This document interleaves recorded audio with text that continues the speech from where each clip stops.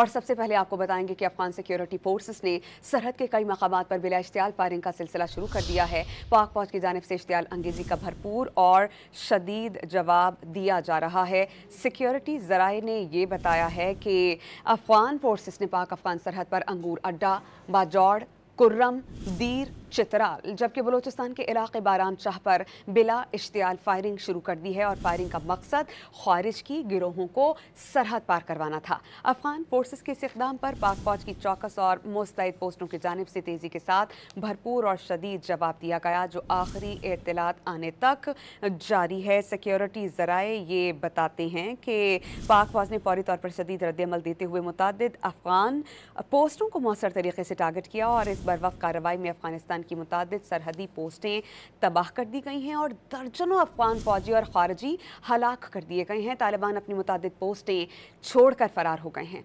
हमलावरों की लाशें बिखरी पड़ी हैं।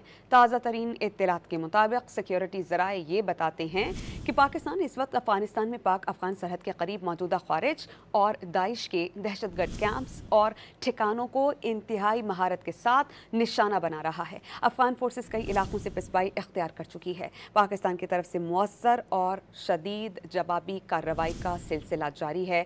सिक्योरिटी ज़राए के मुताबिक अफगानिस्तान की जानिब से ये जारहियत एक ऐसे वक्त में की गई है जबकि अफगान वज़ीर ख़ारजा भारत का दौरा कर रहे हैं।